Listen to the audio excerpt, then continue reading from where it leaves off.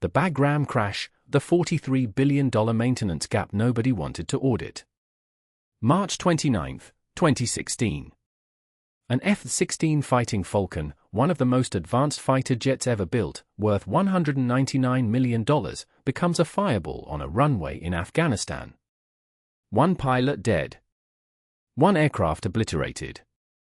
But here's what nobody reported: that crash happened because the US military had been systematically underfunding maintenance on its entire Afghan air fleet by $43 billion since 2001. Not investigating. Not reporting. Just accepting it. That's not a crash. That's a symptom. Let's trace this back to the beginning. In 2001, the US Air Force launched Operation Enduring Freedom in Afghanistan.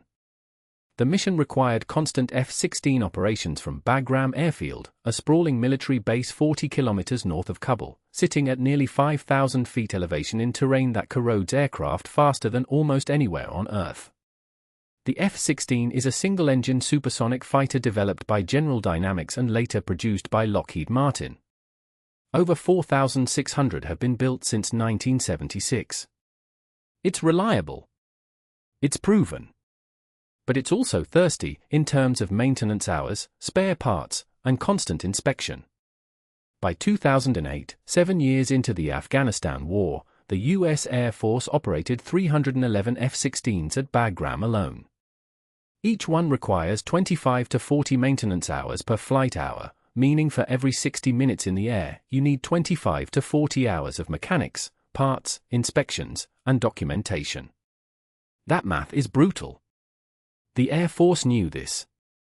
Budget documents from 2009 show they calculated the full operational cost at $24,000 per flight hour.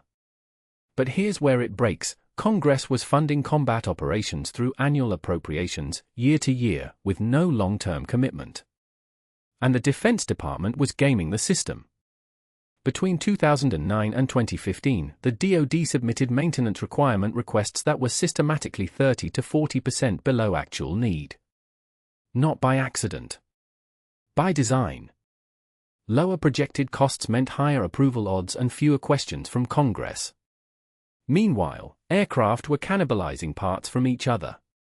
Pilots were flying jets with known hydraulic issues. Runway inspections, the safety checks that prevent exactly what happened on March 29, were being deferred.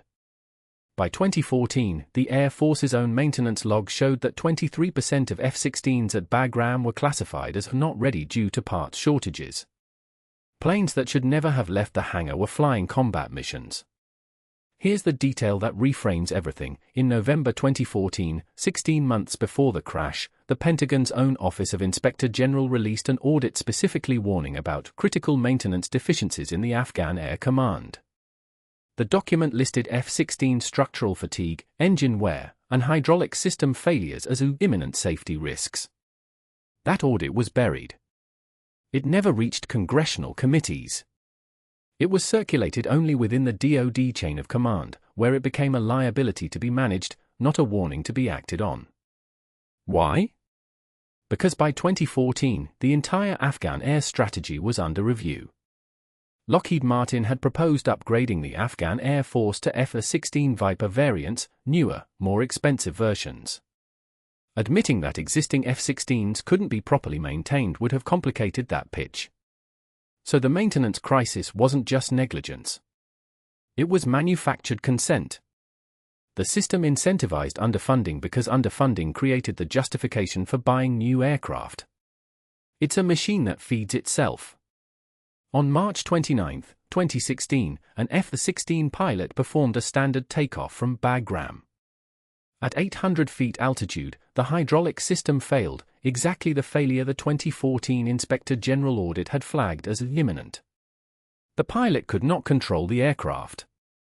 He ejected. The jet crashed in a valley outside the base. The official investigation called it a mechanical failure. That's technically true. But it was a mechanical failure that 3 separate maintenance logs predicted would happen. The real story is this: in systems where the cost of admission is the same whether you maintain something properly or let it degrade until it fails spectacularly, rational actors will choose degradation. Because degradation can be spun as unexpected, tragic, but ultimately blameless. We see this everywhere now. Infrastructure that's underfunded until it fails. Medical equipment that's deferred until patients die. Supply chains that just in time until they're just too late. The Bagram crash wasn't a financial story with a military component. It was a financial story full stop. It was the moment when a budget decision from 2009 finally became physics, and a pilot paid with his life. That's what really happened on March 29, 2016. This video is for educational purposes only. Not financial advice.